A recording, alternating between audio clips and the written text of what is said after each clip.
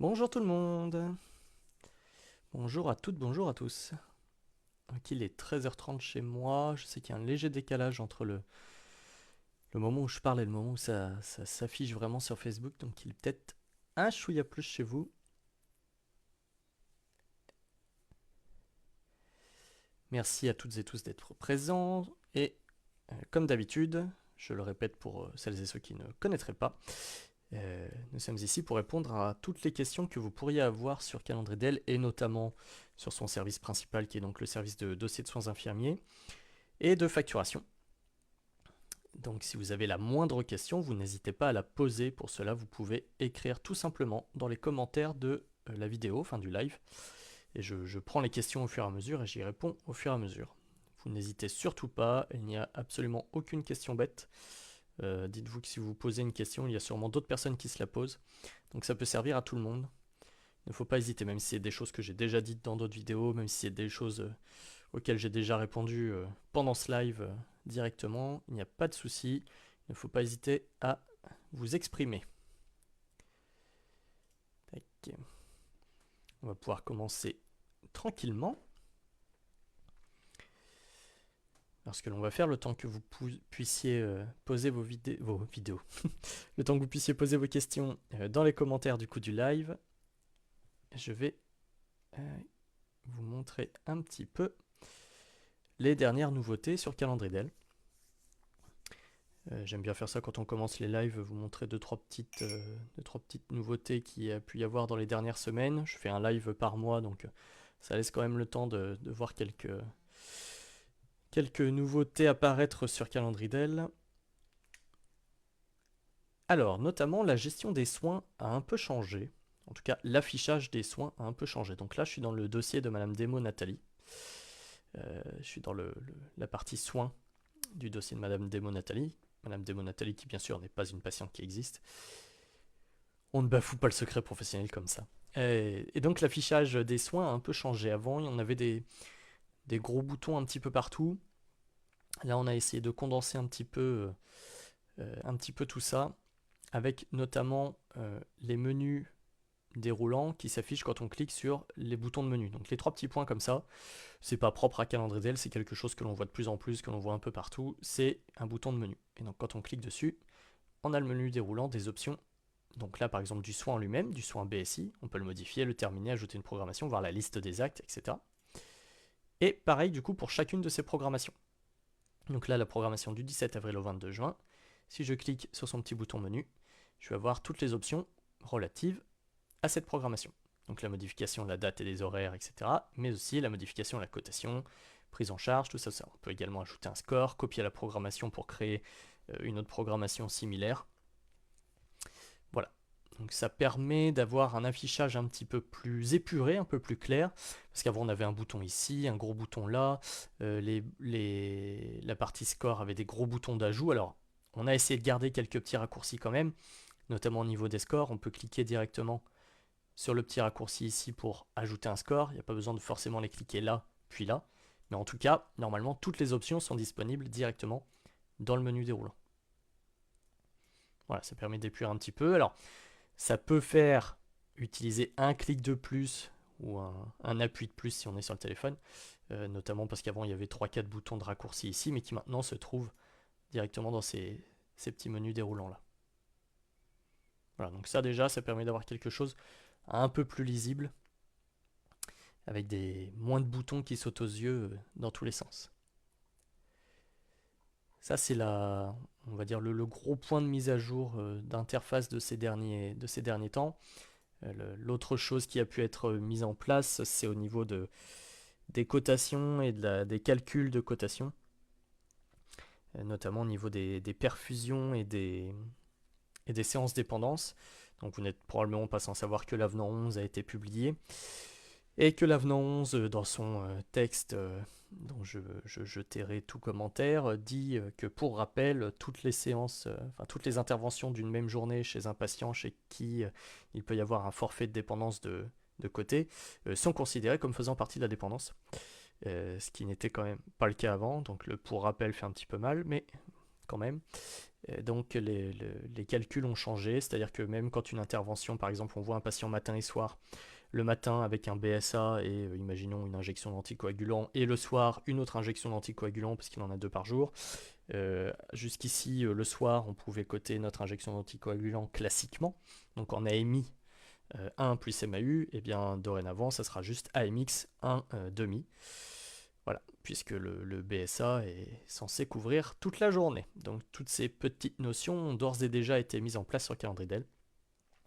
Pareil pour les perfusions, on a quand même amélioré les calculs des cotations suite à la circulaire de l'année dernière, avec notamment quand il y a par exemple un retrait de perfusion à midi, mais qu'il y a une nouvelle perfusion de posée à 18h.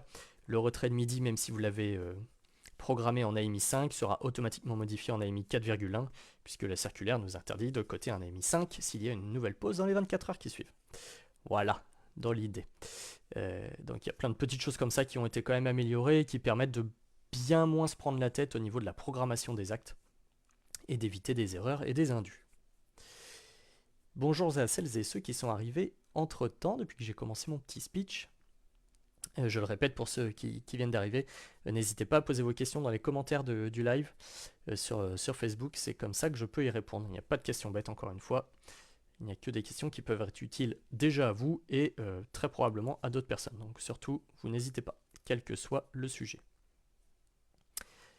Je vois juste une question par rapport à ce que je suis en train de dire sur les cotations, etc. de Soralia qui demande le logiciel fait tout ça automatiquement. Oui, dès que tu. En fait, si tu veux, sur Calendridel, tout ce qui est calcul de cumul, de cotations qui sont.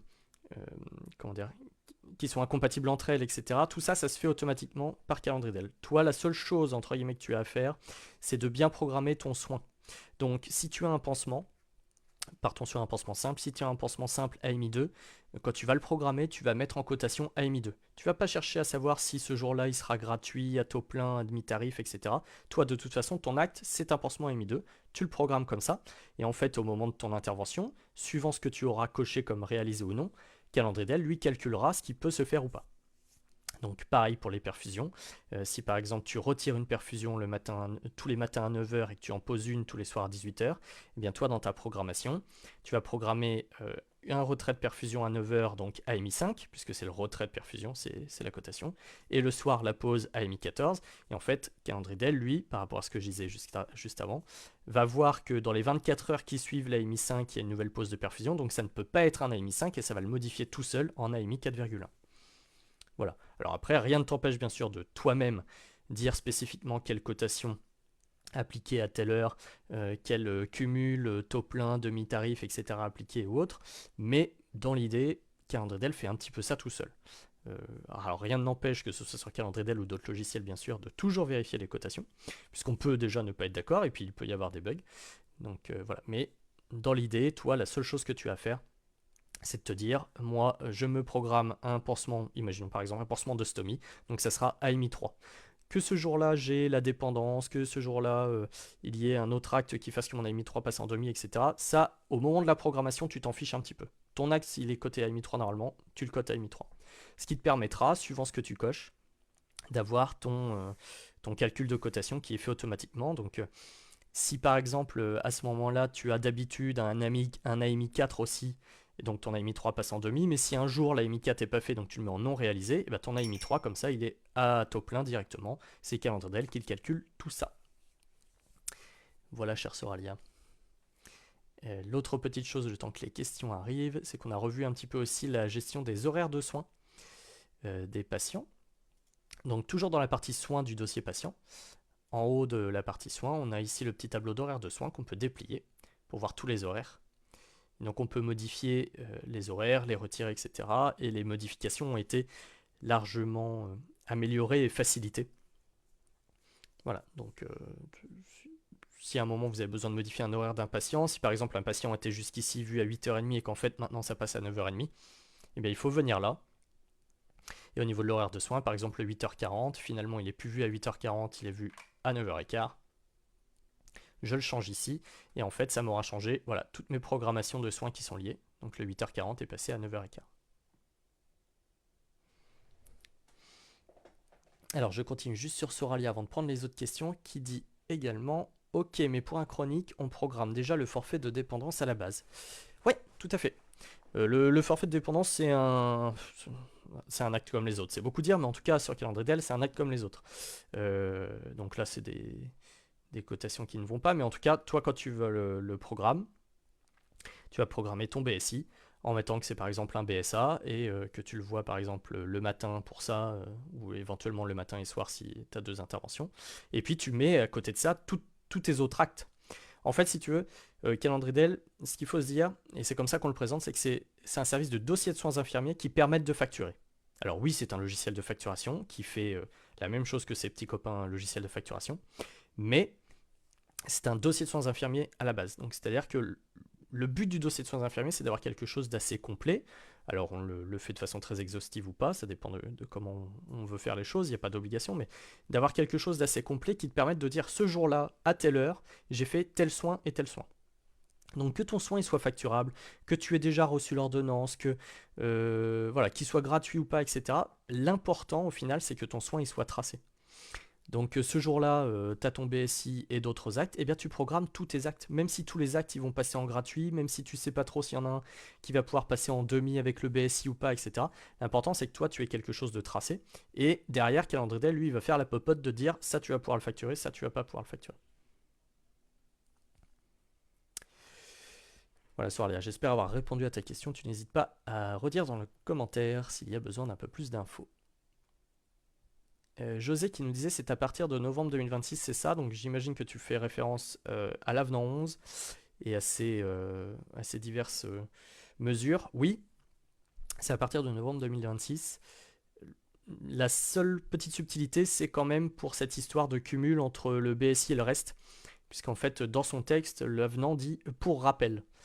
Et donc, ce pour rappel, il veut quand même dire, bah en fait, jusque-là, ça sera considéré comme.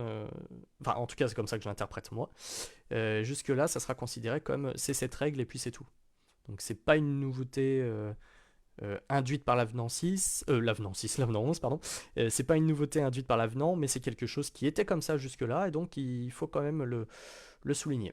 Voilà. Dans les avenants, ils aiment bien rappeler des choses. Là, en l'occurrence, c'est plus une nouveauté qu'un rappel, mais en tout cas, ils le présentent comme un rappel, ce qui nous pose un petit peu souci. Euh, pour information, sur Calendridel, dans le menu général de Calendridel, on a la partie ressources et fonctionnement ici, et on va pouvoir trouver une page complète sur l'avenant 11, que je remplis au fur et à mesure, avec toute la timeline, de quand est-ce que ça a été signé, et des diverses mesures qui vont arriver. Ok. Voilà, et puis il y aura, quand on clique ici, les topics qui existent, donc les sujets sur les forums, que je développe au fur et à mesure. Donc là, il y a la dépendance dont on vient de parler, la revalorisation de l'AMI qui va se faire en 2 fois, et bientôt d'autres topics avec les fichiers ressources, etc. Voilà, ça peut être intéressant à consulter de temps en temps. Alors, pendant que je suis dans les soins, je vois une petite question de Sophie qui me demande bonjour, comment et où coter le BSI intermédiaire DI 1.2 ? Eh bien, comme les autres actes, donc tu ajoutes un soin qu'on va appeler par exemple réalisation de BSI, qu'on va mettre en soin sporadique. Hop. Que par exemple j'ai réalisé aujourd'hui à 11h, le 11 à 9h30. Et donc en cotation, j'ai ici ce qui est proposé par rapport à ce que j'ai pu mettre en titre de soins, mais je peux retirer ça pour pouvoir choisir ce que je veux. Donc là par exemple, si je mets BSI, j'ai toutes les cotations BSI, dépendance, etc. Et dont notamment le BSI 1.2. Donc je sélectionne BSI 1.2, j'enregistre. Là pour la démo, je m'amuse pas à rajouter une ordonnance, etc. Puis on n'est pas obligé de le faire sur le moment, mais en tout cas, mon soin réalisation de BSI, il est créé. Donc le 11 mai à 9h30, en DI 1.2, je vais pouvoir aller dans le diagramme de soins. Réalisation de BSI à 9h30 avec la petite case en surbrillance. Tac. Et voilà. Et donc en fait, quand je vais le facturer, donc là ça va me dire qu'il manque des ordres, etc. Mais ça va bien me facturer le DI 1.2. Donc là en l'occurrence, je l'avais mis à domicile. On peut changer pour mettre que c'est fait au cabinet. Et donc quand je vais le facturer, j'aurai bien mon DI 1.2 seul, donc 12 €. Voilà Sophie. En gros, tout ce que tu peux facturer qui passe vraiment par la Sécu, etc. Donc des cotations, hein, que ce soit des cotations d'actes ou des cotations plutôt administratives du type réalisation de BSI. Il faut tout simplement le programmer dans les soins du patient. À savoir que les choses qui ne sont pas à programmer dans les soins du patient, ce sont tout ce qui va être majoration, donc MAU, MCI, MIE. Tout ça, ce sont des choses qui vont se mettre toutes seules. Donc si par exemple tu programmes une prise de sang à MI 1,5 et que tu coches ta prise de sang à MI 1,5, la MAU, si l'acte a été réalisé tout seul, va s'ajouter toute seule. Si ton patient a moins de 7 ans parce que tu as renseigné la date de naissance, donc là c'est pas le cas pour Madame Demo, mais ça rajouterait la MIE toute seule. Voilà. Tout ce genre de choses, tout ce qui est déplacement, majoration de, on va dire, de temporalité, etc. Donc pareil, la nuit, les dimanches et jours fériés, tout ça, il n'y a pas besoin de les ajouter, ça se génère tout seul sur Calendly en fonction de ce qu'on a programmé bien sûr. Mais en tout cas, il n'y a pas besoin de créer un soin spécifiquement pour dire là il faut la MCI, là il faut pas la MCI et autres. La seule exception à ce que je viens de dire, c'est éventuellement l'IFI, donc qui est le déplacement à la place de l'IFD ou l'IFA comme on l'appelle, dans le cadre du BSI. Là on peut programmer directement. Il n'y a pas grand intérêt parce que ce qu'on peut faire c'est de toute façon, si par exemple on a 3 séances de dépendance dans la journée, c'est programmer le BSA sur les 3 séances, donc 9h, 12h, 18h, et de toute façon Calendly Dell va s'arranger pour ne facturer le BSA que à 9h par exemple, et 12h à 18h ça va passer en IFI tout seul. Voilà. Encore une fois, Calendly Dell il fait un petit peu toute la popote derrière, donc il n'y a pas besoin de se prendre trop la tête au moment de la programmation. Et comme ça c'est un peu plus simple. Alors, je prends une autre question. Chris Eureka qui demande comment se passe la facturation avec une remplaçante. Ça se passe bien. Alors, les remplaçantes, les caisses sont de plus en plus regardantes sur le sujet. Donc sur Calendly Dell, on a pris quand même le parti d'être regardant également, si j'ose dire, et d'avoir quelque chose de cohérent et le plus réglementaire possible. Donc les remplaçants, il y a une page qui est consacrée au processus de facturation, pareil, sur le menu général de Calendly Dell, dans la partie ressources, ici, DSI, facturation, sécurisation et télétransmission. En fait, les remplaçants, ils ont accès au dossier de soins infirmiers également, de Calendly Dell, et de manière gratuite en plus s'ils ne sont pas installés, donc ce qui quand même les encourage un peu plus à les utiliser. Et ils doivent, comme les installer, cocher leurs actes. En gros, je me répète un petit peu, mais ce sont quand même des dossiers de soins infirmiers. Donc en fait, la personne qui a réalisé un acte coche le fait qu'elle l'ait réalisé. Et c'est la représentation légale de l'activité. Donc à partir du moment où le remplaçant a coché son acte, l'acte va pouvoir être facturé. Et il faudra normalement utiliser sa CPS pour ça. Donc ce qu'il faut, c'est avoir lu au moins sa CPS une fois sur Calendly Dell avant de créer les factures, pour que Calendly Dell connaisse les informations de la CPS. Ensuite, une fois qu'une facture est créée, que ce soit une facture d'un remplaçant, d'un installé ou autre, quand on est chez le patient, on va pouvoir sécuriser toutes les factures d'un coup. Il n'y a pas besoin de passer la carte vitale du patient avec toutes les CPS du cabinet. À ce moment-là, en fait, quand on est chez le patient et qu'on sécurise la facture chez le patient, ça va faire ce qu'on appelle la signature vitale. Donc, c'est comme quand on a une feuille de soins papier. En bas, il y a deux cases de signature. Il y a la partie patient, la partie soignant. Quand on est chez le patient, chez Calendly Dell, et qu'on sécurise la facture, en fait, ça signe dans la case patient. Et après, donc soit au même moment si on le souhaite, soit plus tard, il faut faire la sécurisation CPS, donc la signature dans le cadre du professionnel. Et donc, c'est à ce moment-là que la CPS du remplaçant est nécessaire s'il a des factures à lui. Ensuite, au niveau de la télétransmission, c'est la plupart du temps la CPS de l'installé, en tout cas du titulaire, qui est utilisée pour la télétransmission. Mais juste avant la télétransmission, il faudra finir la sécurisation des factures remplaçants avec sa CPS. Donc soit on prête notre boîtier, ce qu'on appelle à défaut TLA, parce que ça s'appelle plus comme ça, mais notre lecteur au remplaçant, mais il le fait de lui-même. Soit le remplaçant nous prête sa CPS, mais normalement une CPS ne se prête pas, et on le fait nous-mêmes. Soit il peut également acheter un petit lecteur USB qui coûte à peine 10 € sur Robé Médical par exemple, sans leur faire de pub, il y en a sûrement ailleurs, mais c'est là où j'ai trouvé le moins cher.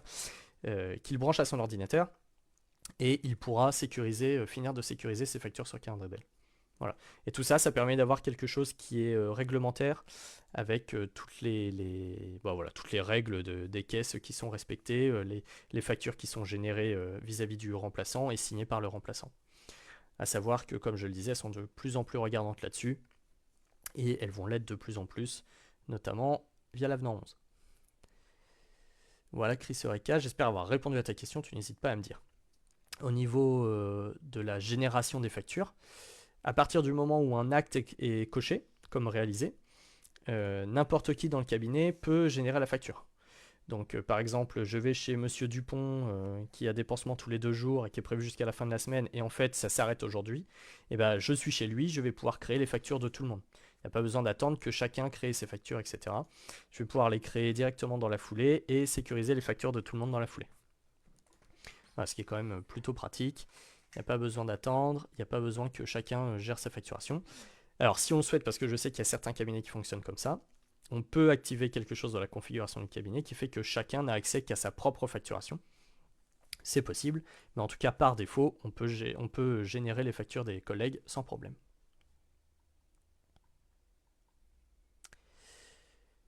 Alors, ensuite... Véronique, bonjour, j'ai un nouveau patient diabétique pour lequel nous intervenons depuis le 1er mai pour dextro et insuline 3 fois par jour.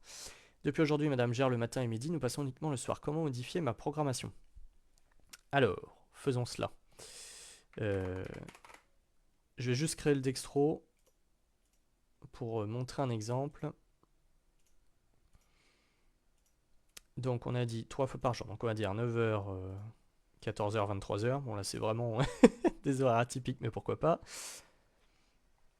Donc on a notre programmation comme ça, on a notre soin comme ça qui existe, dextro. Donc normalement, toi, comme tu as dextro-insuline, tu as 2 soins différents. Un soin dextro et un soin insuline. Donc il faudra faire la même chose sur les 2 soins, mais en tout cas je te montre sur celui-là. Donc le soin dextro qui est prévu du 1er mai au 31 mai, là j'ai mis une date de fin, mais on n'est pas obligé. Souvent sur des soins chroniques comme ça, on n'en met pas. Et donc 9h, 14h, 23h. Ce que je peux faire aujourd'hui, le 11 mai, c'est dire, je crée une nouvelle programmation. À partir d'aujourd'hui, début des soins 11 mai, donc pour créer une programmation, j'ai cliqué sur le petit plus là, mais on peut aussi faire menu, ajouter une programmation. Et on a ici du coup la date de début, donc si c'est aujourd'hui, je laisse aujourd'hui, mais si c'était depuis hier, j'aurais pu mettre hier. Et on va dire, ben maintenant je passe que le soir, donc 23h, donc je laisse toutes les autres cases décochées. Ok. Et en bas, je vais cocher mettre automatiquement fin aux autres programmations du soin déjà existantes. J'enregistre. Et donc je retrouve mon soin dextro avec ma première programmation du 1er mai jusqu'au 9, puisque ça s'est arrêté au 9, qui était donc matin, midi et soir, et ma nouvelle programmation que j'ai fait démarrer hier, donc à partir du 10 mai jusqu'à pas de fin parce que j'ai pas mis de fin, et qui n'est que le soir. Voilà.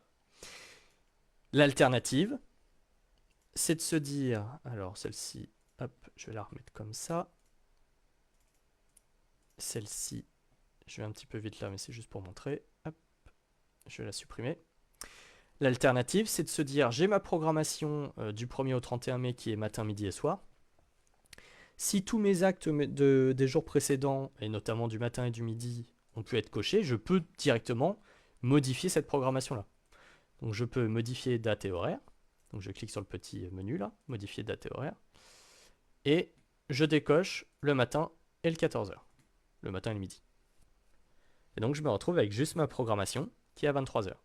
Donc tous mes actes des jours précédents que j'avais pu cocher, eux, ils ne disparaissent pas, puisque de toute façon, un acte coché, à moins de demander spécifiquement à ce qu'il soit supprimé, il ne l'est pas. Il ne l'est jamais. On peut changer la programmation, tout ça, ça ne change rien. Puisqu'un acte coché, c'est l'infirmier qui a dit officiellement, ce jour-là, à cette heure-là, j'ai fait cet acte-là. Donc il n'y a pas de raison que cet acte saute, sauf si on demande spécifiquement à ce qu'il le soit. Et à partir de là, ou en tout cas jusque tout le temps de la programmation, je n'aurai plus que des actes qu'à 23h. Ça, c'est l'alternative. Je conseille quand même l'option numéro 1 qui est de créer une nouvelle programmation avec les nouveaux horaires. Déjà parce que c'est entre guillemets un peu plus propre, et aussi ça te permet d'avoir quand même une trace de comment les choses ont évolué. C'est-à-dire que comme ça, tu vois que du 1er au 10, tu y allais 3 fois par jour, et à partir du 11 qu'elle est que le soir. Là, comme ça, on est comment dire, dans la foulée de la chose.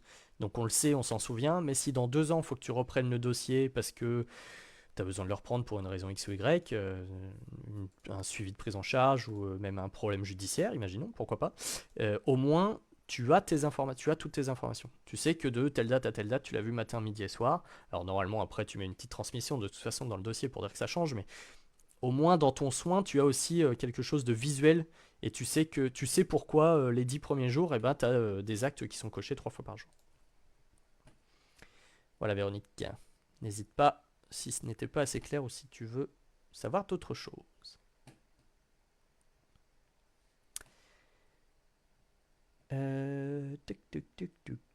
Si vous avez d'autres questions, surtout n'hésitez pas, j'essaie de les prendre au fur et à mesure ou de réunir par thème. Et bien justement, Soralia, par rapport au sujet actuel qui demande, ça marche de la même façon pour un changement de cotation pour un soin. Évolution d'une plaie d'un AMI 4 à AMI 2 par exemple. Exactement.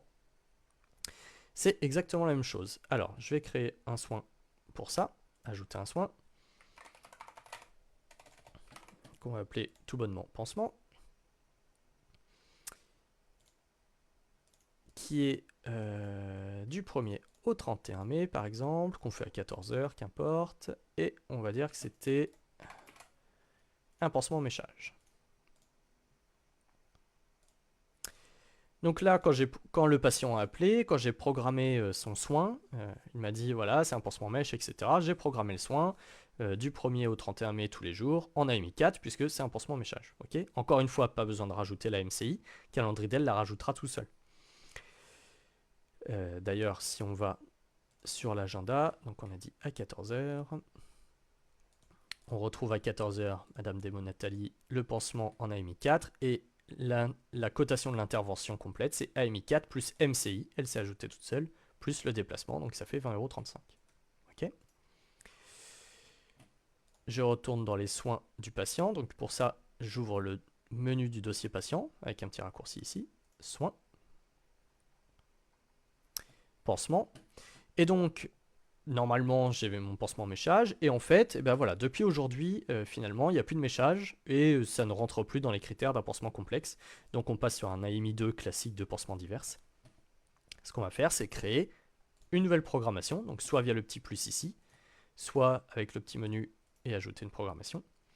Allez, c'est à partir d'aujourd'hui, c'est jusqu'au 31 mai, donc c'est toujours à 14 h. Et en fait, ça sera plus un pansement méchage ici, je clique sur la petite croix pour le retirer. Et je vais mettre juste pansement. Je vais sélectionner mon AMI 2 de pansement divers. Je coche bien pour terminer les autres programmations d'avant. Tac. Et voilà, du 1er mai au 10 mai, j'ai donc mon AMI 4. Et à partir du 11 mai, ça sera un AMI 2. Voilà, donc à partir du moment où il y a un changement dans la programmation du soin, que ce soit la programmation côté horaire, fréquence et autres, ou que ce soit côté cotation, prise en charge, par exemple un patient qui va passer d'un coup en SIAD, ou au contraire qui sort du SIAD, ou la cotation qui change parce que c'est plus de la MI 4, c'est de la MI 2, le plus propre à mon sens, c'est de créer une nouvelle programmation pour avoir cette traçabilité du 1er au 10, je sais que c'était ça, du 11 au 31, c'était ça. Voilà. Alors, reprenons quand même un petit peu les questions dans l'ordre maintenant. Chris Recas, donc ça c'était bon. Tac, tac, tac. Nathalie qui demande, serait-il possible d'expliquer les statistiques qui se trouvent dans l'onglet date dans l'agenda? Alors, allons dans l'agenda des tournées. Nathalie, je pense qu'elle fait référence aux statistiques qui s'affichent quand on clique ici, là, sur le petit bandeau rouge pâle avec la date du jour. Donc elle doit faire référence à ça. Donc que ce soit, là je suis sur ordinateur, mais sur l'application c'est la même chose, hein. Vous cliquez en haut. Oups, pardon. J'ai cliqué sur la petite flèche, forcément. Vous cliquez en haut. Et vous avez le menu qui s'affiche. Ok. Donc ce petit menu il permet d'accéder rapidement, où qu'on soit sur l'agenda, puisque le petit bandeau il nous suit tout le temps. À la navigation pour aller sur une date précise, à la recherche, donc par exemple, je cherche Madame Demo, hop, je vais atterrir à Madame Demo. Après, si je cherche en nom de soin, je peux trouver aussi. Par exemple, pansement. Bref. On a aussi l'actualisation pour forcer l'agenda à actualiser son affichage, même si normalement l'actualisation est automatique. Des fois, il peut y avoir des couacs, des soucis de réseau, etc. qui ne récupèrent pas les infos. Donc on peut cliquer ici pour que ça remette tout à jour correctement. Et on a plusieurs autres options. Donc aller à l'heure actuelle, ce qui permet de se rendre à l'heure affichée actuellement. Donc là, 14h, ça m'a rendu à 14h. Aller au premier acte non coché, donc c'est celui de 9h15. Aller au premier soin finissant ce jour. Aller au premier soin qui n'a lieu que ce jour, etc. Voilà. Donc ça, c'est des petits raccourcis qui permettent de naviguer rapidement dans l'agenda, qui peuvent être utiles à connaître. Et on a donc cette partie statistique. Et d'ailleurs, Nathalie, si tu cliques sur le petit point d'interrogation ici, tu vas avoir des infos, la légende. Donc ce symbole-là, c'est le nombre de patients. Ce symbole-là, pardon, excusez-moi, c'est le nombre d'interventions. Et ce symbole-là, c'est le nombre d'actes différents. Ok. Donc, dans la journée, j'ai un patient de programmé. Dans la journée, j'ai 4 interventions, dont une de fait. Et j'ai 4 soins différents, dont un de fait. Ok. Et donc, pour le matin, pareil, j'ai un seul patient. J'ai 2 interventions, dont une de fait, etc. Si je coche mon acte, hop, je vais avoir ça qui se met à jour directement. Donc, j'ai 2 interventions de fait, 2 actes de fait, etc. Voilà Nathalie. Ça te permet en fait d'avoir des chiffres. Alors là c'est un petit peu pauvre bien sûr parce qu'il n'y a qu'un seul patient, mais quand tu as toute une tournée avec 15, 20, 30, 40 patients, ça te permet de savoir un petit peu où tourner, de savoir si ta journée est chargée ou pas, suivant le nombre d'interventions que tu peux avoir et ce genre de choses. Okay. Si tu cliques sur le petit i en haut à droite, tu as plus d'informations encore, et notamment le nombre de patients différents, donc ça c'est ce qu'on a vu, okay, mais aussi le type d'acte. Donc le nombre de pansements, le nombre d'interventions de dépendance et hygiène, de diabète, etc. Ça c'est aussi utile quand on veut savoir si par exemple un jour on a un peu trop de prise de sang ou pas, si on peut en rajouter. Voilà, ça te permet d'avoir un aperçu rapide de ce que tu peux avoir. Voilà Nathalie, en espérant avoir répondu à ta question.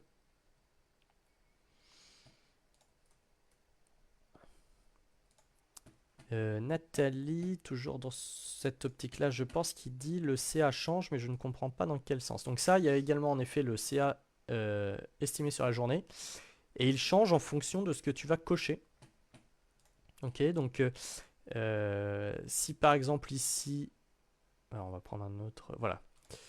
Là, mon intervention de 14 heures qui est prévue de me rapporter 9,05 €, si finalement je ne l'ai pas faite, eh bien j'ai mon CA qui va changer. Alors forcément, voilà, c'est bon. Hop, il est passé de 72,40 ou je ne sais plus combien à 63,35. Donc en fait, ça s'adapte en fonction des actes qui sont ajoutés, qui sont cochés comme réalisés ou non réalisés, etc. Voilà. De base, suivant les options du cabinet, mais en tout cas par défaut, ça va compter tous les actes réalisés et pas encore cochés. Et dès qu'un acte est coché comme non réalisé, ce qui est le cas ici pour mon pansement, ça va le déduire. Voilà. Sachant que ça reste une estimation. J'aime à rappeler quand même que ce ne sont que des estimations parce qu'en fait la valeur d'un acte, ou en tout cas même la valeur d'une intervention, n'est fixée qu'à partir du moment où elle est facturée. Parce qu'entre temps il peut se passer plein de choses, on peut se dire ah bah non en fait c'était plus de la MI 4, c'était déjà de la MI 2, et donc changer la programmation. On peut se dire ah bah non mais en fait j'avais rajouté un autre acte ce jour-là, donc il faut que je le rajoute, et ça rechange toute la cotation, enfin voilà. Donc ça reste de l'estimation tant que les choses ne sont pas facturées.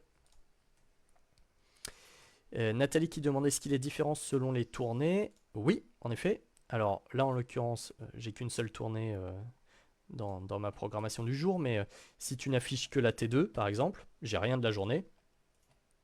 Dans mon CA, je vais avoir 0, puisque j'ai rien de la journée. Ok. Si j'affiche que la T1, eh ben, je vais avoir mon CA de la T1. Voilà.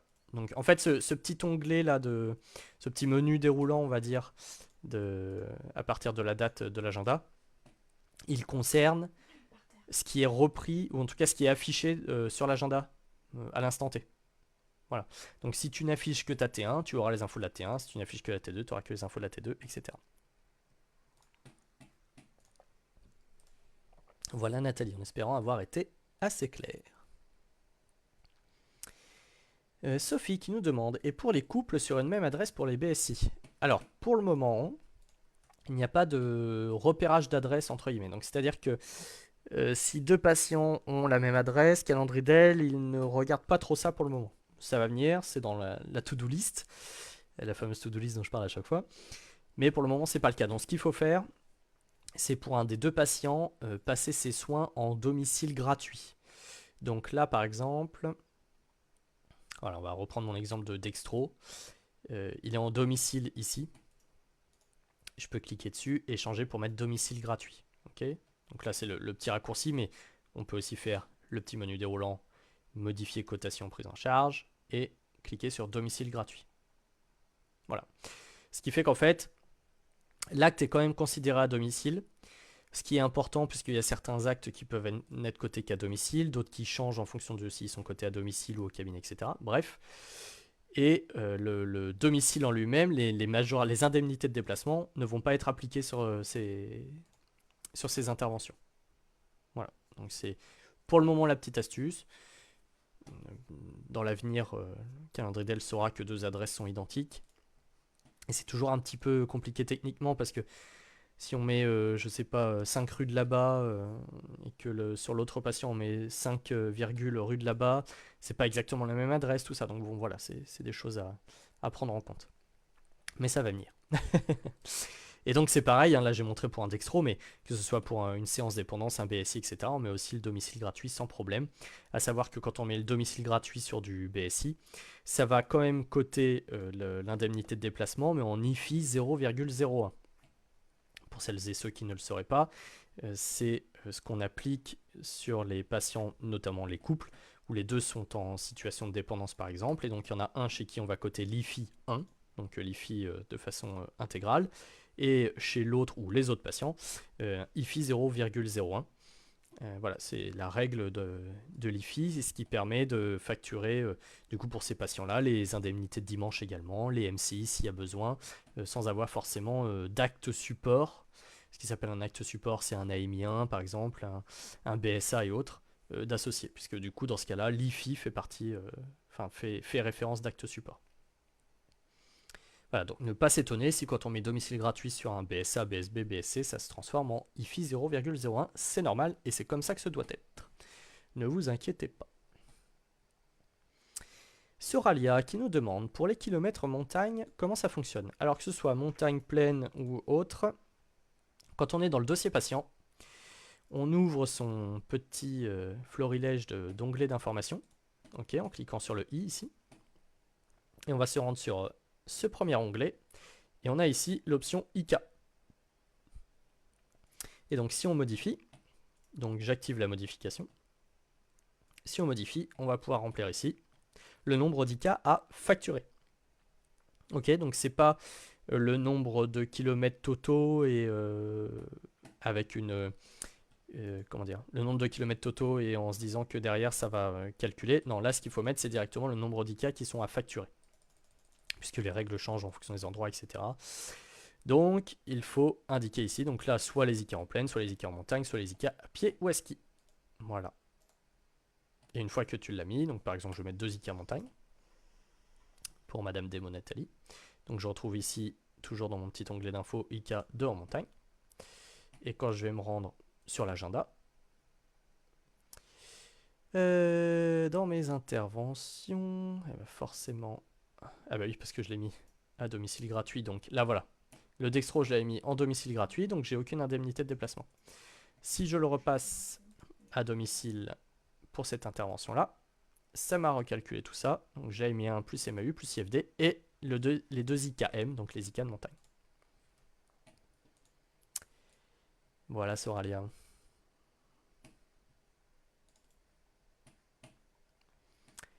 Ensuite, alors, que je reprenne dans le bon sens. José Antonio qui nous demande: vous pouvez nous montrer comment mettre quelqu'un en HAD? J'ai du mal à le faire, notamment pour quelqu'un suivi en pansement et qui bascule en HAD. Oui, en fait, ça se fait au niveau de la programmation des soins.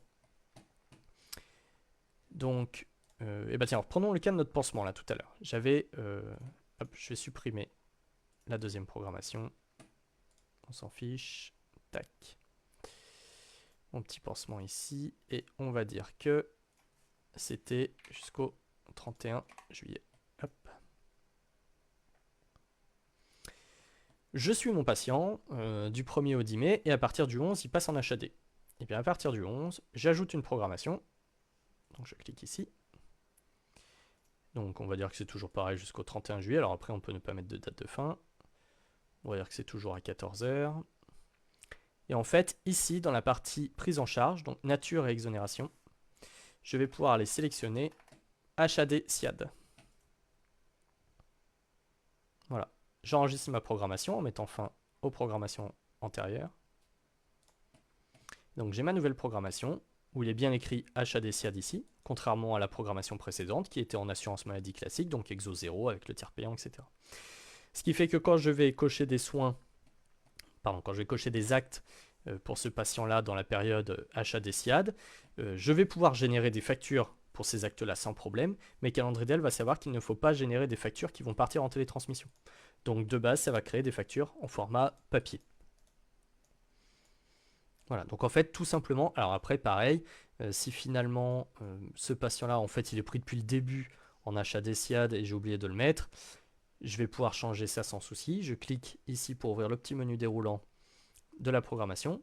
Je clique sur modifier cotation prise en charge. Et dans le champ nature exonération, je vais pouvoir la choisir HAD SIAD. Tac. Et voilà. En espérant avoir répondu à ta question, José Antonio, tu me diras, tu n'hésites pas à préciser.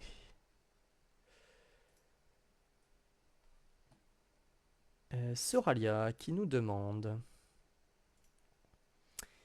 lorsqu'il y a 2 tournées, peut-on visionner les statistiques correspondantes à chaque tournée?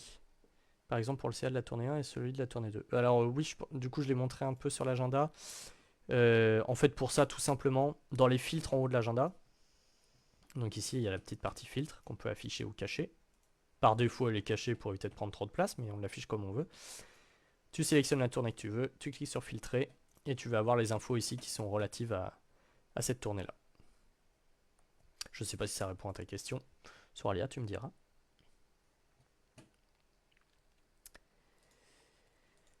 José Antonio qui nous demande: y a-t-il un endroit où on peut lister l'ensemble des ordonnances arrivant à échéance dans le 15 prochains jours par exemple? Oui, tout à fait. Alors pour ça, par contre, il faut avoir créé, ou en tout cas paramétré l'alerte sur l'ordonnance. Ok. Donc par exemple, où est-ce que j'en ai une? Celle-ci. Donc cette ordonnance-là, dans mon dossier patient, donc là je suis dans le dossier de Madame Demo Nathalie, dans la partie fichier, j'ai l'ordonnance du 24/10/2025. Ok.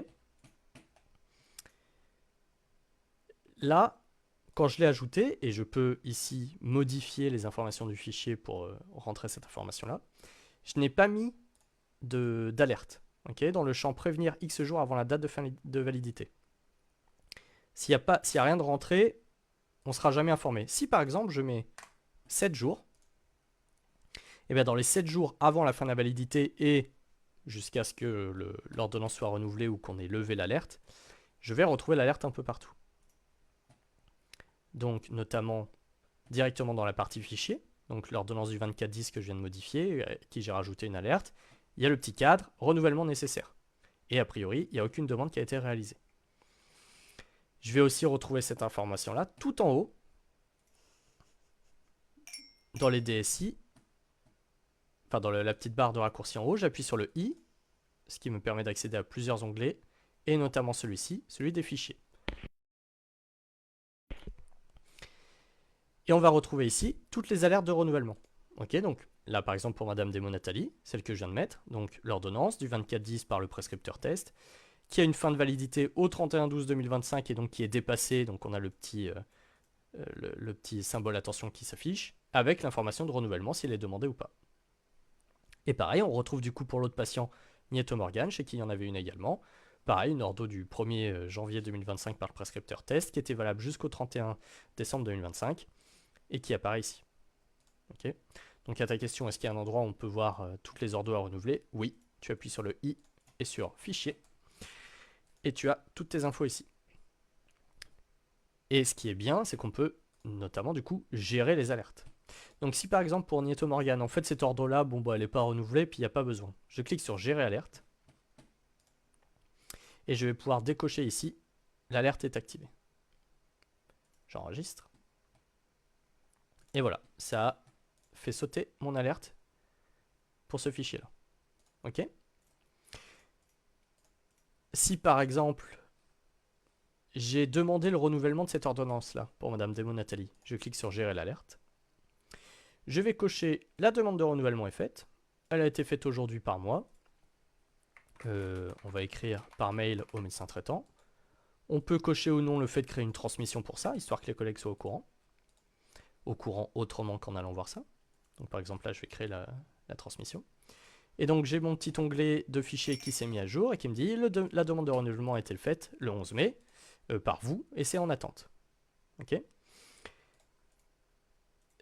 Que ce soit toi ou tes collègues, quand tu vas te rendre dans cet onglet d'information là, tu auras quand même le fichier ici puisqu'il n'a pas encore été renouvelé. Par contre, tu sais que la demande a été faite. Si maintenant j'ai reçu l'ordonnance, je vais pouvoir cliquer sur gérer l'alerte, dire le nouveau fichier a été reçu. Aujourd'hui, je vais même pouvoir attacher le nouveau fichier si je veux pour avoir une référence. Et je vais mettre je l'ai reçu par mail, j'écris une transmission.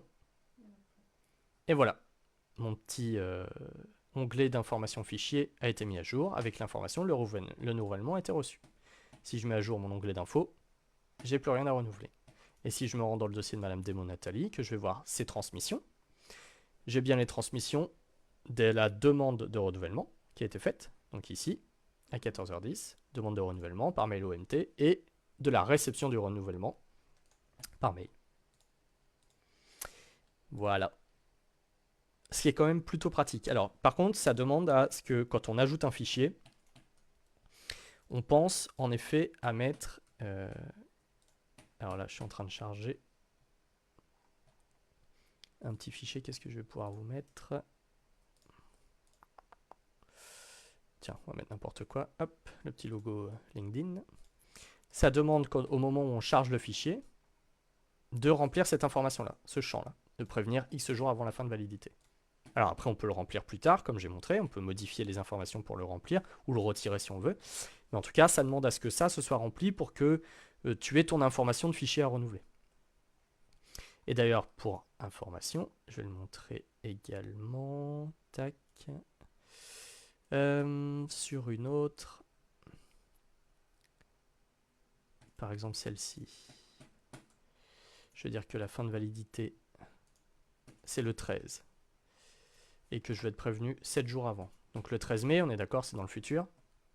Quand je me rends dans l'onglet d'info fichier, j'ai mon info là. Alors qu'elle est encore valable, puisqu'elle est valable jusqu'au 13. Mais comme j'ai mis que je voulais être prévenu jusqu'à 7 jours avant, eh bien j'ai mon information ici. Et pareil, je la retrouve sur mon agenda. Donc sur chaque intervention du patient concerné, je vais avoir le petit cadre ici, un fichier à renouveler. Alors ce n'est pas affiché quand les actes quand l'intervention est faite, ok, histoire d'épurer un petit peu l'affichage de l'agenda. En tout cas, quand je me rends chez le patient, que j'ouvre mon agenda, que je vois son intervention, j'ai l'information directement ici, j'ai un fichier à renouveler. Si je clique dessus, je vais avoir l'information du fichier qui est à renouveler. Voilà.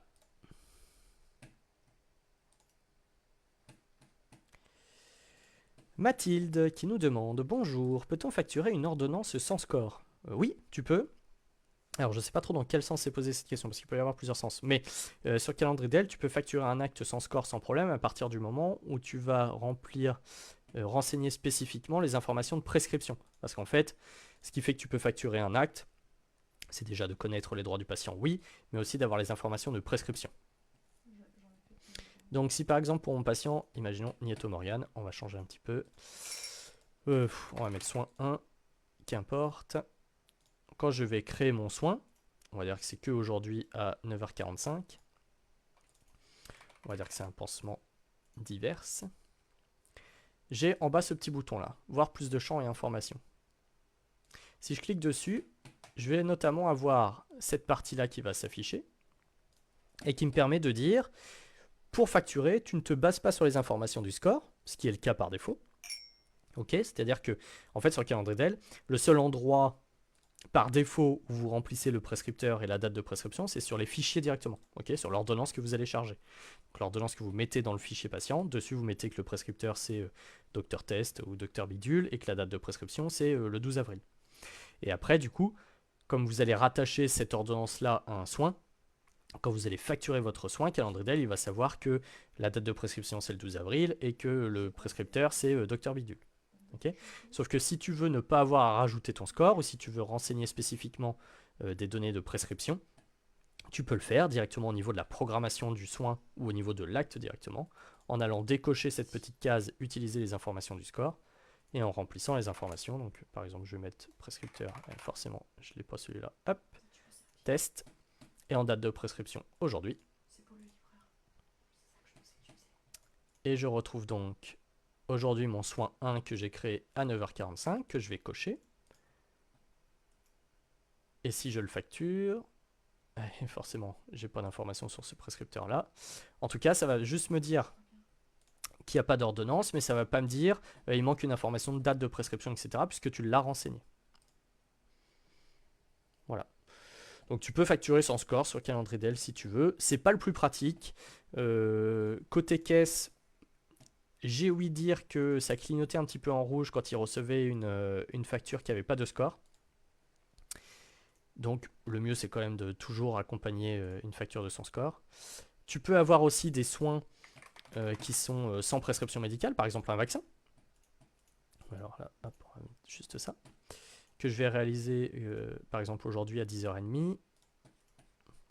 Et donc dans ces cas-là, ce qu'il faut mettre en score, tu cliques pour ouvrir la fenêtre des scores à sélectionner, c'est celui-là, là. L'ordo générique, soins sans prescription requise. Tac. Donc là, on retrouve dans la liste des scores l'ordo générique. Donc mon petit soin vaccin, il est ici. Il est prévu au 11 mai à 10h30. On a émis 2,4. Et le score, c'est l'ordo générique. Quand je clique dessus, j'ai un aperçu. En fait, la Sécu va recevoir ça.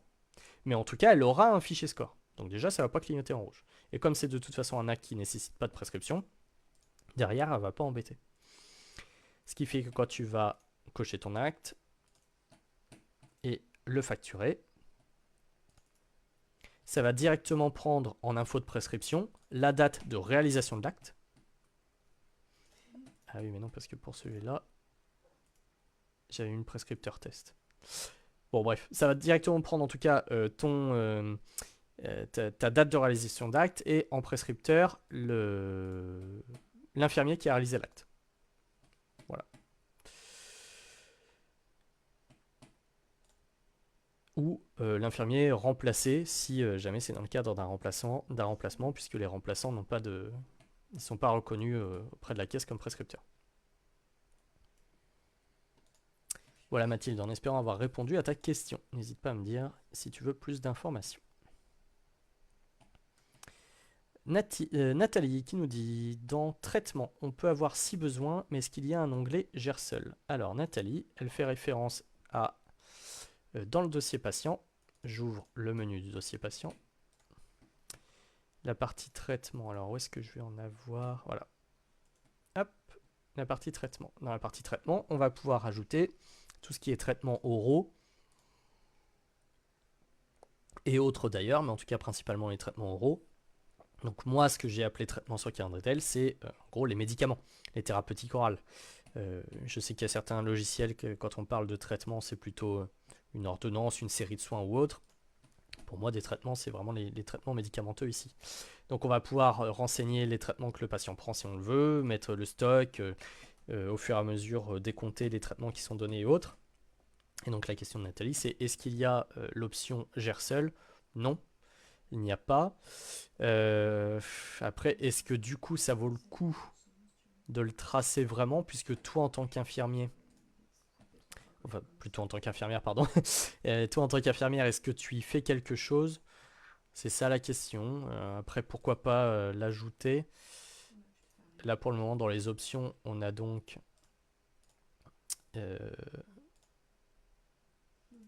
le type de traitement, donc un courant si besoin, etc. La posologie, les commentaires éventuels. Après, tu peux l'ajouter dans les commentaires.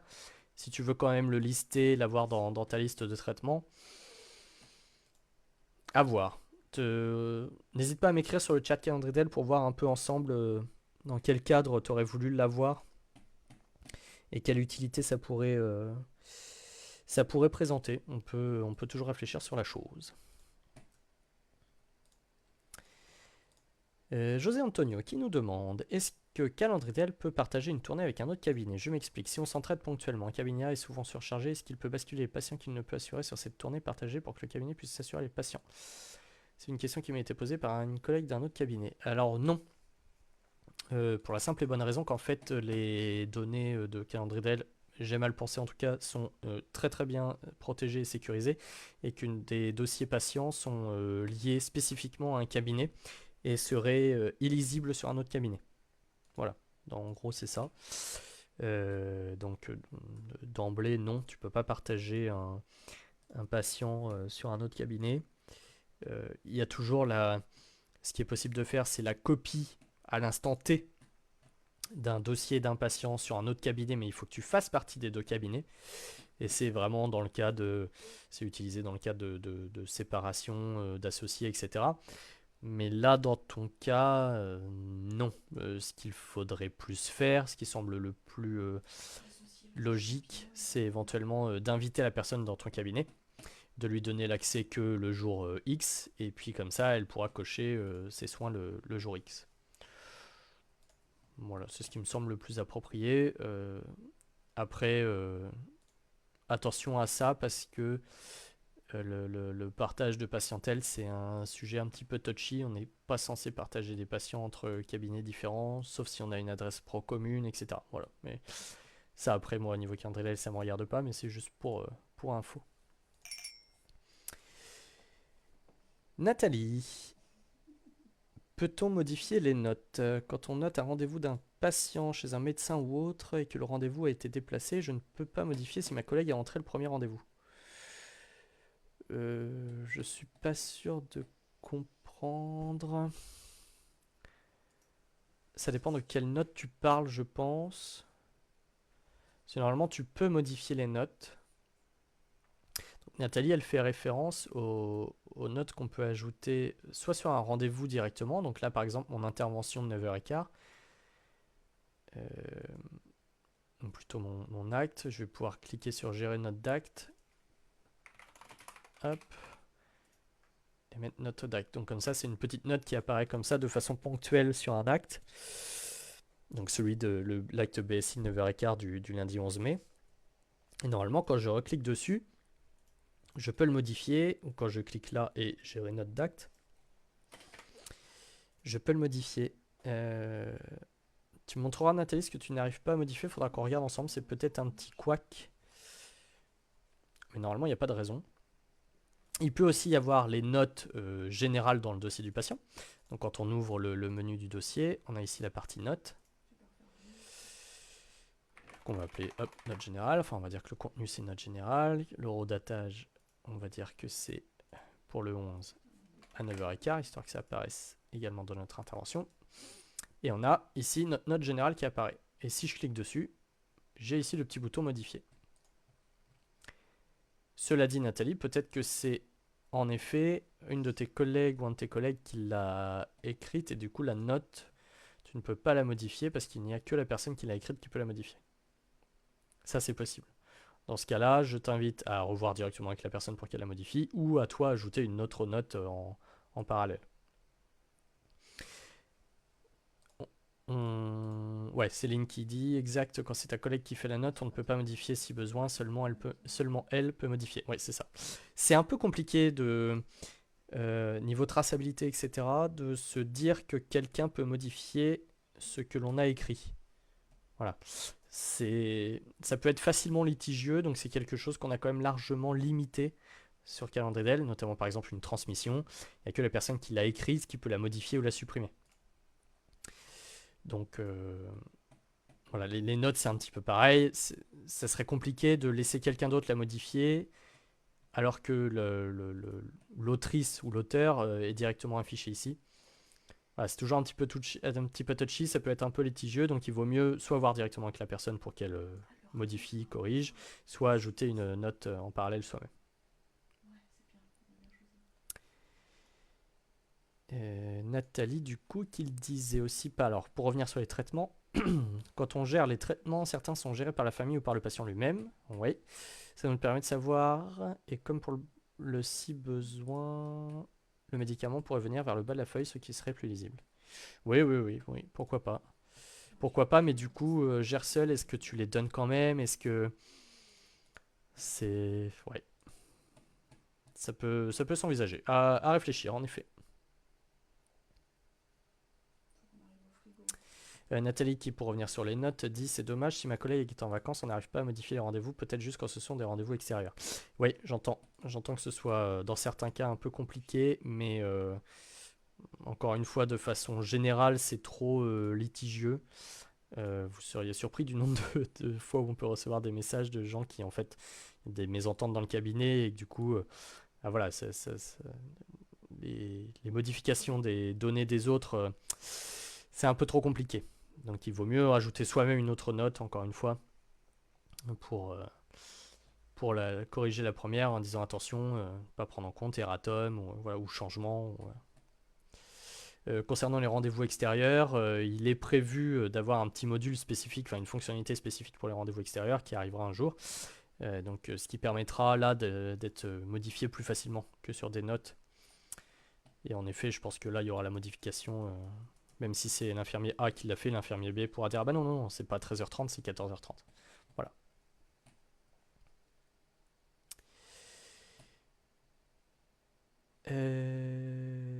Soralia qui nous demande j'aimerais avoir une démonstration pour sécuriser une facture à la maison pour pouvoir facturer avec la Vitale chez le patient après. Je ne suis pas sûr d'avoir compris exactement ce que tu voulais, Soralia, mais je vais te montrer une facturation si tu veux. Alors, ce qu'on va faire. Celui-là, on a dit vaccin à 10h30. Alors.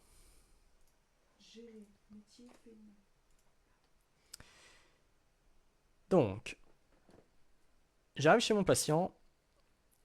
Hop, je vais actualiser pour avoir tout bien. Ok, j'arrive chez mon patient Nieto Morgan. Ok, donc là en l'occurrence c'est moi. Mon soin 1. Alors plutôt le vaccin ici, excusez-moi. On va faire un truc un peu clean quand même. Hop. J'arrive chez mon patient Nieto Morgan à 10h30. J'ai mon vaccin. Je réalise son vaccin. Donc, je coche mon acte. Mon acte a été fait. Ok. Et je vais cliquer. Alors, moi je l'ai désactivé, mais normalement il y a un petit champ qui apparaît ici en disant est-ce que vous voulez facturer cet acte quand c'est des actes comme ça, sporadiques et autres, ou des soins ponctuels qui terminent. Là par exemple c'est le soin 1 sur 1, donc c'est terminé. Il y a une petite fenêtre qui apparaît en bas en disant est-ce que vous voulez facturer cet acte, etc. Mais on peut le faire à n'importe quel moment en cliquant par exemple sur le nom du soin puis détail de l'acte ou directement sur les paraphes. Je clique sur facturer. Donc ça m'ouvre la session de facturation. Ça me dit que pour ce patient-là, il n'y a pas de couverture AMC qui a été retrouvée. C'est pas grave, je ne ferai pas de tiers payant AMC. Et d'ailleurs, je ne vais pas faire de tiers payant tout court. Ok. Donc là, c'est ma session de facturation qui me rappelle quel patient je facture, quelles informations par rapport à ma facture, etc. Ok, je ne vais pas cocher ça. Je facture, donc je crée ma facture. Ma facture est créée. Et donc chez le patient, j'ai directement un petit bouton sécuriser la facture qui apparaît. Alors là j'en ai deux puisque j'en avais déjà une de prête. D'ailleurs ce que je vais faire, si je clique, c'est pour qui? Voilà, les deux sont pour moi. Donc j'ai mes deux factures de prête, je suis chez le patient, je mets sa carte vitale dans mon lecteur. Donc là c'est ce que j'ai fait en espérant que sur mon environnement de test ça va bien. Je clique sur mon bouton sécuriser les factures et je réalise l'action. Donc là, Calendridel envoie l'information. Alors, je fais ça encore une fois sur l'ordinateur, mais ça marche pareil sur l'application hein, directement. C'est même un peu plus rapide. Là, Calendridel envoie l'information au lecteur comme quoi il faut sécuriser les factures. Et c'est bon, les factures sont sécurisées. Comme j'avais la carte vitale dans mon lecteur, hop, ça m'a sécurisé les deux factures. Ok. Et voilà, donc là, j'ai plus le petit bouton de sécurisation de facture qui apparaît, puisque les deux factures sont sécurisées. Il faudra que je pense à les supprimer avant qu'elles s'envoient toutes seules, mais parce que la sécu va pas être contente sinon de voir que je m'auto-facture quelque chose. Mais voilà, en gros c'est ça, c'est finalement plutôt simple. J'espère avoir répondu sur Alia à ta question parce que je suis pas sûr de l'avoir comprise. Tu peux aussi préparer de chez toi directement une facture. Là j'ai fait dans le cas où je facture dans la foulée. Donc je vois le patient, je fais son soin, je facture. Mais si c'est un patient chronique que je vois tous les jours, et ben le samedi soir, je peux préparer mes factures. Alors attention, tu ne prépares tes factures que je vais y arriver, que sur les soins qui ont été cochés, donc que sur les actes réalisés. Donc c'est-à-dire que tu pourras pas facturer sur le lendemain. Mais en tout cas, jusqu'au samedi, il n'y a pas de souci. Tu factures et le lendemain, quand tu iras chez le patient, tu auras le petit bouton facturer qu'on avait ici. Pardon, le petit bouton sécuriser les factures qu'on avait ici. Voilà, c'est Auralia. Nathalie, peut-on avoir une petite explication sur le nouvel icône avec l'ADRI Le nouvel icône. Alors, si tu peux préciser de quoi tu parles, Nathalie, puis je vais faire juste une petite démo au passage rapidement de l'ADRI.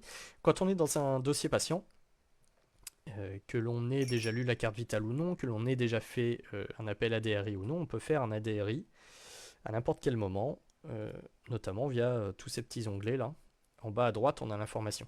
Donc on a la dernière date de lecture de carte vitale, la dernière date d'ADRI. Si je vais par exemple sur mon patient diabétique, enfin monsieur diabétique, ça n'a jamais été fait pour les deux. Ok. En fait, à n'importe quel moment, on peut cliquer sur ADRI ou sur le petit menu ici, pareil, l'icône de menu, et mettre à jour via l'ADRI. Donc, notamment chez ce patient-là, si je prends hop, les droits de la DRI, la dernière fois que la DRI a été faite, c'était le 8 mai. Et donc, on voit des droits jusqu'au 8 mai qui sont sûrs, et des droits à partir du 9 mai qui doivent être vérifiés, puisque la DRI, ça donne les droits jusqu'au jour actuel et jusqu'à il y a un an au maximum. Mais en tout cas, ça ne donnera pas les droits futurs. Donc je peux cliquer sur ADRI ou encore une fois sur la petite icône menu et mise à jour ADRI. Je rentre mon petit code de CPS. Et là, ça envoie l'information au lecteur comme quoi il faut récupérer ce qui s'appelle l'assertion de la CPS, en tout cas la signature de la CPS pour pouvoir faire l'ADRI. C'est en train de réaliser l'ADRI, donc ça communique avec les services de la Sécu pour récupérer les informations. Le temps que mon lecteur s'allume, pardon, parce que je l'avais éteint entre temps. Hop, et ça récupère les informations. Donc là, ça dit que les informations ont été à jour. Ça recharge le dossier. Et on retrouve donc dans l'onglet AMO, donc les droits AMO, donc l'assurance maladie obligatoire, les droits jusqu'au 11 mai, puisque la DRI a été faite aujourd'hui à 14h37.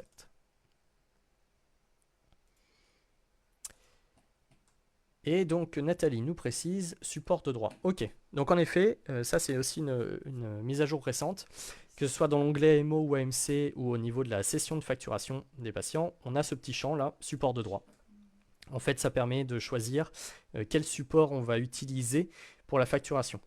Les caisses d'assurance maladie et autres distinguent les supports de droit, donc c'est-à-dire le support carte vitale et le support ADRI. Donc je peux choisir si j'utilise les droits issus de la carte vitale ou les droits issus de l'ADRI. Avant, sur Calendridel, c'était fait de façon un peu, comment dire, un peu sous les radars entre guillemets. C'était pas vous qui choisissiez quel support vous vouliez utiliser. C'était en fait le dernier support qui avait été lu. Donc par exemple, si la carte vitale avait été lue aujourd'hui et l'ADRI fait il y a une semaine, c'était plutôt le support carte vitale qui était utilisé. Inversement, si l'ADRI était fait aujourd'hui et que la carte vitale n'avait pas été lue depuis 3 mois, c'était l'ADRI qui était utilisé.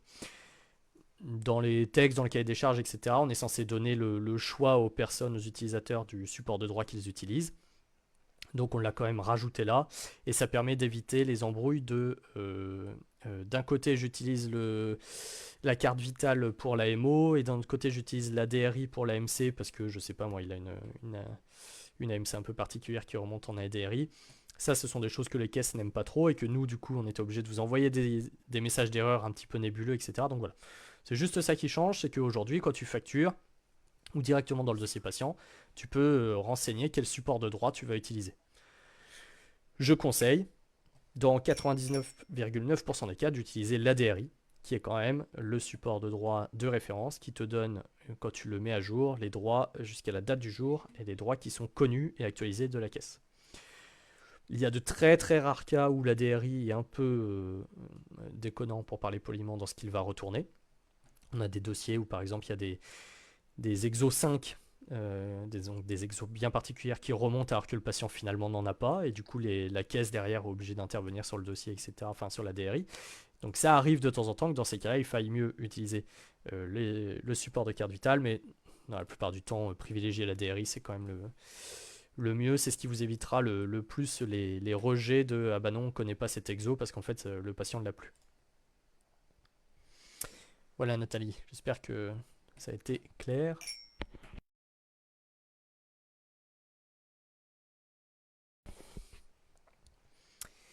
Et je pense avoir fait le tour des questions d'aujourd'hui. Alors, alors, José qui nous demande, parfois certains patients me demandent de voir si la carte vitale est à jour. À un endroit où on peut le voir. Et question bête, nous on ne peut pas mettre à jour. Je pense notamment aux patients qu'on suit en résidence autonomie. Alors, malheureusement, je vais répondre par la négative aux deux questions. Non, la carte vitale ne retourne pas, en tout cas côté infirmier, l'information de la dernière date de mise à jour de celle-ci. Et non, en tant qu'infirmier, nous ne pouvons pas mettre à jour la carte vitale. Ce qui est quand même bien dommage, puisque en effet, il y a des patients qui sortent pas de chez eux et la carte vitale est jamais censée quitter son détenteur. Mais non, en tant qu'infirmier, malheureusement, nous ne pouvons pas mettre à jour. Un jour peut-être, espérons. Et dans ce cas-là, on mettra sur calendrier en place sans souci, mais malheureusement, ce n'est point le cas. Et voilà, José. Alors qu'en pharmacie, donc pour info, hein, c'est quand même l'endroit de référence où on peut mettre sa carte à jour. Et aussi dans les CPAM et autres, bien sûr, mais voilà, la plupart du temps, c'est quand même dans les pharmacies. Les pharmacies le peuvent. Et les pharmacies peuvent également savoir si une carte est à jour ou pas. Ce qui est quand même assez perturbant de se dire qu'eux ont accès à des informations que nous n'avons pas accès. Parce qu'autant vous dire qu'on a bien fouillé de notre côté, et non, il n'y a rien dans le retour de la carte qui permet de le savoir, malheureusement. Enfin, en tout cas, le retour côté infirmier.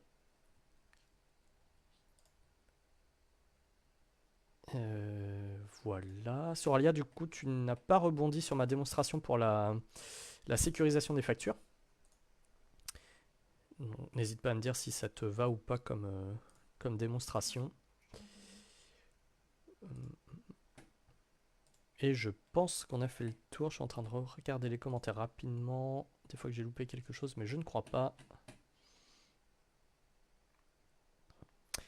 Et cela dit, c'est déjà pas mal parce que ça fait 1h20 à peu près que je vous bassine. Voilà, donc vous me dites s'il y a des questions, n'hésitez pas. S'il n'y en a pas d'autres, nous allons vous laisser tranquille pour cet après-midi. Et je crois qu'on est plutôt bon. Dans tous les cas, je le dis à chaque fois, vous n'hésitez surtout pas à nous envoyer vos questions directement sur le chat de Calendridel ou sur notre WhatsApp. Voilà, on est là pour ça, 7 jours sur 7. Il n'y a pas de souci, il n'y a pas de questions bêtes, que ce soit de jour, de nuit, de semaine, de férié. C'est un peu l'avantage du chat, c'est que vous écrivez quand vous avez une question, un blocage ou autre, et nous derrière on vous répond quand on peut. Alors c'est pas toujours dans la minute, mais en tout cas c'est toujours le jour même, ou en tout cas le plus rapidement possible. Donc il ne faut surtout pas hésiter.